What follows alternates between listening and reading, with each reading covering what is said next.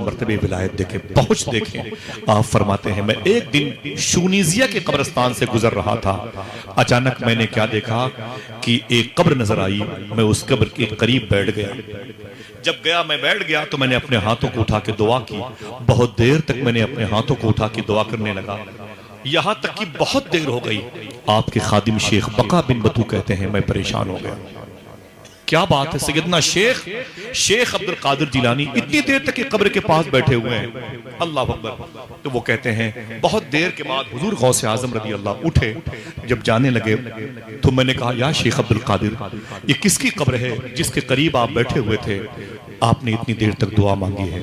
حضور غوث اعظم فرماتے ہیں یہ قبر میرے استاذ شیخ حماد دباس کی قبر ہے۔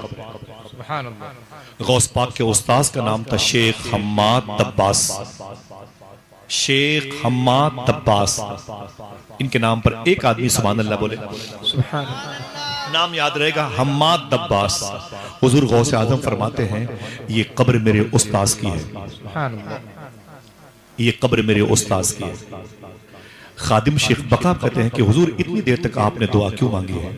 سرکار غوث اعظم فرماتے ہیں جب میں ان کی قبر کے قریب سے گزرا تو میں نے قبر کے مردوں کو سلام کیا، تو میں نے کیا دیکھا کہ میرے استاذ کی بھی قبر ہے۔ میں نے کیا دیکھا؟ میرے استاذ شیخ حماد دباس کی قبر جنت کے باغوں میں سے باغ بنی ہوئی، سبحان اللہ۔ میرے استاذ کی قبر جنت کے پھولوں سے بھری ہوئی۔ جب میں نے غور سے دیکھا تو میرے استاذ شیخ حماد دباس کی قبر جو تھی نا وہ نور سے بھری ہوئی تھی۔ وہ کہتے ہیں پھر تو غوث پاک فرماتے ہیں جب میں نے اپنے استاذ کو دیکھا تو بڑے خوش تھے، ان کے جسم پر جنتی لباس تھا، لیکن میں نے غور سے دیکھا تو ان کا جو داہنا ہاتھ تھا وہ یوں تھا۔ زندگی میں ان کے دونوں ہاتھ سلامت تھے، لیکن آج جب میں نے قبر میں دیکھا تو ان کا ہاتھ وکلانگ تھا، معذور تھے، اپاہج تھے۔ سمجھ رہے ہیں؟ غوث پاک فرماتے ہیں جب میں نے دیکھا نا غور سے تو ان کا جو ہاتھ تھا وہ وکلانگ تھا۔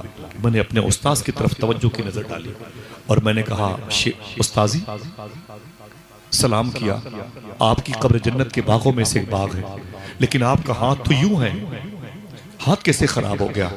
تو آپ کے استاذ کھڑے ہو گئے، بولے اے شیخ عبد القادر تجھے یاد ہے؟ تجھے یاد ہے؟ فرمایا کیا؟ تو آپ کے استاذ کہتے ہیں ایک مرتبہ سردی کے موسم میں میں تم کو اور تمہارے مدرسے کے اسٹوڈنٹس کو لے کے آگے جا رہا تھا، بابو شیخ سے 1.5 کلومیٹر کے فاصلے پر نہر دجلہ ہے، دجلہ نہر ہے۔ جب میں اس کے قریب سے گزرا نا تو سردی بہت پڑ رہی تھی۔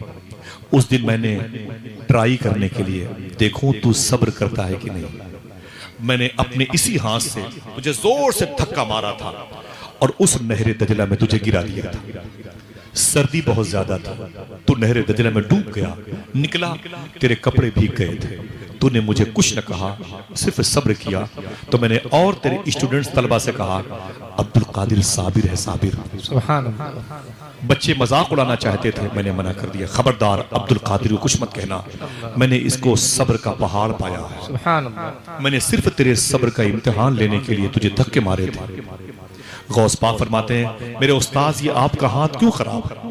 آپ کے استاذ رو کے بولے انتقال کے بعد جب مجھے اللہ کی بارگاہ میں لے کے جایا گیا تو اللہ نے فرمایا کہ اے حماد دباس تیری بخشش ہو جائے گی، تجھے بخش دوں گا، تو نے میرے حبیب کے دین کو فالو کیا ہے، پھیلایا ہے، تو میرا دوست ہے، لیکن اے حماد دباس میں تیرے اس ہاتھ کی طاقت کو چھین لوں گا جس ہاتھ سے تو نے میرے عبد القادر کو دھکا مارا تھا۔ اللہ۔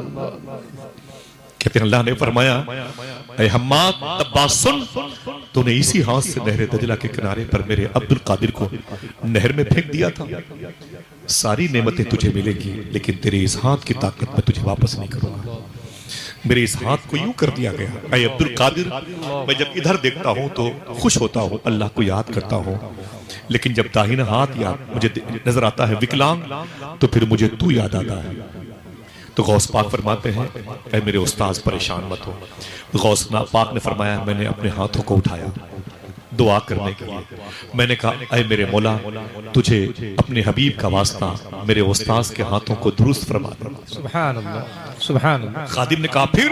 सरकार गौस आजम फरमाते हैं जब मैं दुआ कर रहा था अपने उस्ताद की कब्र के करीब में, देखना कोई है जो सुभान अल्लाह कहे। खादिम कहते हैं फिर? तो गौस पाक फरमाते हैं मैंने अपने हाथ को उठा के दुआ करना शुरू किया तो 500 से ज्यादा औलिया अपनी अपनी कब्रों में अपने हाथों को उठा के मेरी दुआ पर आमीन कह रहे हैं। सुभान अल्लाह सुभान अल्लाह। मेरे मौला अब्दुल कादिर की दुआ है, टलने न पाए। सरकार गौस आजम फरमाते हैं जब तक मेरे उस्ताद के हाथों को अल्लाह ने सेहत नहीं बख्शी है तब तक मैं अपनी दुआ को मैंने तर्क नहीं की। सुभान अल्लाह सुभान अल्लाह। जरा सोचो ये कौन है? गौस पाक के उस्ताद शेख हम्माद तब्बास। आज जो लोग गौस आजम सरकार के बारे में कुछ कहते हैं, मैं तो यही कहता हूँ शुक्र के जोश में जो है वो तुझे क्या जाने, खिद्र के होश से पूछे कोई रुतबा। सरकार गौस आजम के मरातिब कितने बुलंद हैं, मामलात कितने बुलंद हैं, आपको शायद इस बात का इल्म होगा। सरकार गौस आजम का दबदबा कितना है विलायत की दुनिया में, आपको शायद थोड़ा बहुत पता होगा। सरकार गौस आजम गरीबों की खिदमत कैसे करते थे, आपको यूट्यूब की दुनिया में बहुत सारी बातें मिलेंगी। सरकार गौस आजम के हाथों पे लोगों ने कलमा पढ़ा है, बेस क्या है। और गौस आजम को जो ये मकाम मिला, इस मकाम के मिलने का रीजन क्या है, कभी सुना समझा? पैसे बहुत थे गौस पाक के पास, ये शहर नहीं आपका सूबा खरीद सकते थे। सोने की खूंटी में गौस पाक की बकरियां बांधी जाती थी।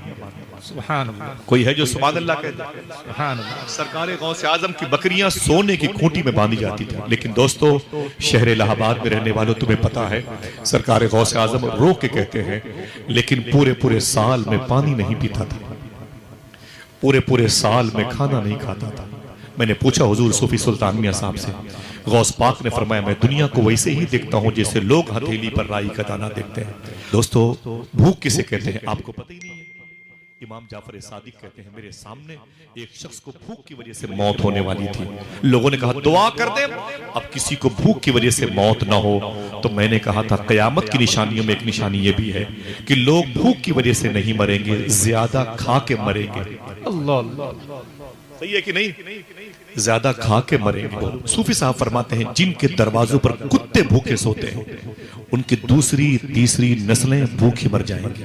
अल्लाह कोई उनके कारोबार को चौपट होने से नहीं बचा सकता। आप फरमाते हैं कि जिसके दरवाजे घर के इतने मोटे हों कि फकीरों की सदाएं अंदर न जाने पाए, उनके घर के बच्चे हमेशा बीमार रहते हैं। 70 रुपए का पान खा के हम थूक देते हैं, राशि गुटखा खा के रजनीगंधा खा के हम थूक देते हैं। अगर 10 रुपए का पार्ले बिस्कुट लेकर के हम किसी गरीब को दे दें वो दुआ नहीं करेगा, लेकिन जैसे जैसे बिस्किट खाएगा दुआ निकलती रहेगी।